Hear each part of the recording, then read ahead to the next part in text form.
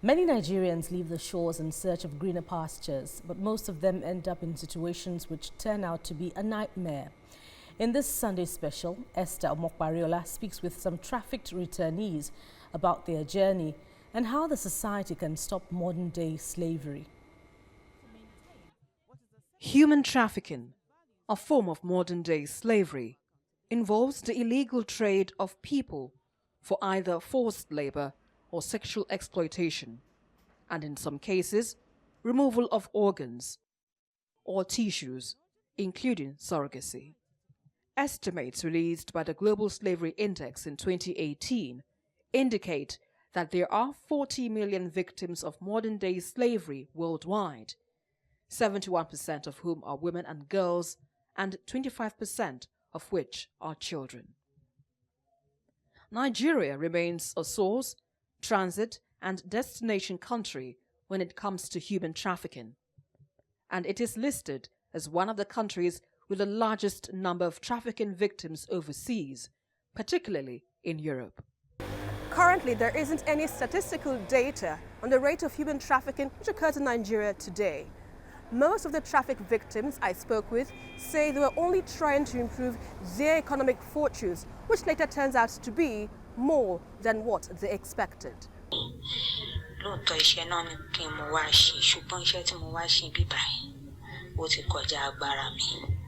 This is the voice of a trafficked victim who sent a Save Our Soul message requesting for help to return to the country. She, like many others, found themselves entrapped in what turned out to be a nightmare, all in search for daily bread. He told me he was a modeling agent. Ufoma, not her real name, says she was forced into prostitution. She was barely 15 when she ran away from home because she was constantly abused by her stepmother. She met a young man who promised her a job as a model, but it was far from what she imagined. He told me he was a modeling agent, that I could come stay at his place and he would give me some ushering jobs. I asked him what was the meaning of ushering jobs. He said, like, I will go to party, I will work for them, I will wash plates for them, and they could pay me. So that was what I actually carried in mind. So when I got there, he started introducing me to prostitution. So when I go and he gives me runs, I go and come back. He takes his own share from the money. I couldn't say anything. And he also asked me to sleep with him. There was a certain time I was getting tired of having so many men on me. But I said, if I go to my father, it was the same life I ran out of. That's what I will still start. I said, that wouldn't be a good idea. I thought of my mother's side. My father warned me never to mingle with my mother's families. So I was confused. Nobody to talk to. Nobody to advise me. Yes. I've always wanted to be a lawyer. Ufoma was rescued by the Anti-Human Trafficking Agency following one of its raids on some trafficking hideouts in Lagos. She is now staying in a shelter run by the agency. According to NAPTIP's 2016 report, 75% of those who are trafficked within Nigeria are trafficked across states. 23% are trafficked within states, while only 2% are trafficked outside Nigeria. And it is believed to be the third most common crime in Nigeria after drug trafficking and economic fraud. Reportage has increased. People who were hitherto living in self-denial, who never really believed it's happening. Time was in this country when you come to some domain, they say, no, it doesn't happen in our area. But now they now see that the human trafficker succeeds to the extent that the next door neighbor is unaware what he or she is doing. Human trafficking is essentially fueled by deception by people who come out of their way to try to make profit of the labor of others.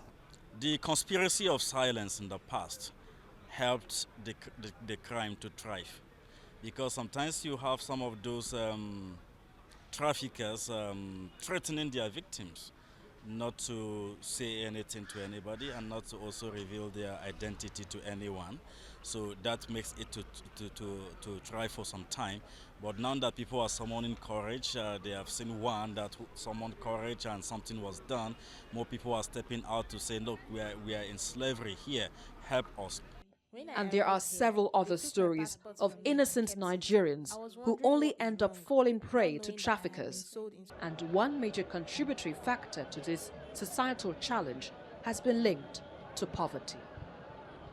According to the Lagos State Command of NAPTIP, it has recorded 89 convictions since its inception in 2004, and says the victims are often encouraged to assist with the investigation and prosecution of traffickers.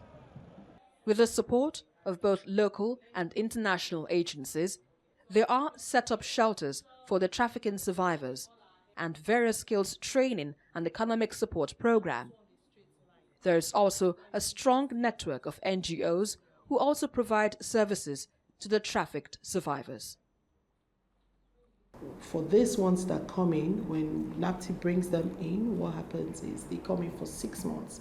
Vocational training, they have the counseling, rehabilitation therapy within that 6 months, and they're able to, and they're quite fast, they're able to, because we realize that they're determined. With follow-up, because once they leave here, they go back to NAPTIP, and then NAPTIP, within the time they are here, the NAPTIP does they help with the investigations, trying to get their details, their data, and family. So within that time, they are doing their own work, and while we are doing the rehabilitation and the counseling sessions. We have a comprehensive awareness raising program in place.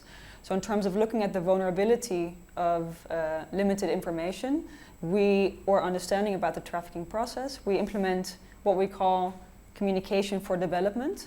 So that means that community-based initiatives are designed by and for the community through a participatory approach. So we basically work with government actors, non-government actors, and also returnees to establish messages and tools to help inform them about irregular migration, trafficking, but also safe migration. And this could be community dialogue, for example, where community dialogue sessions are held in the community, to peer education, which is targeted at a lower age group, which is held at schools, but we also implement community theater and other awareness raising initiatives.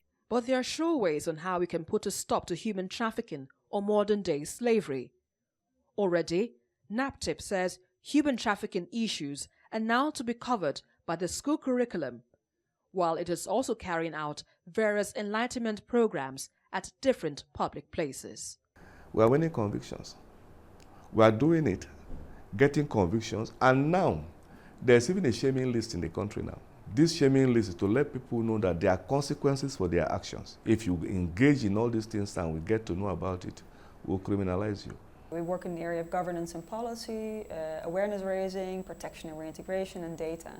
And in order for us to actually tackle trafficking, but also look at the root causes, as well as providing alternative options, it's important to look at the prevention component. So ensuring that migrants have enough information to make informed decisions, to know where they go, to be aware of these false success stories and so on.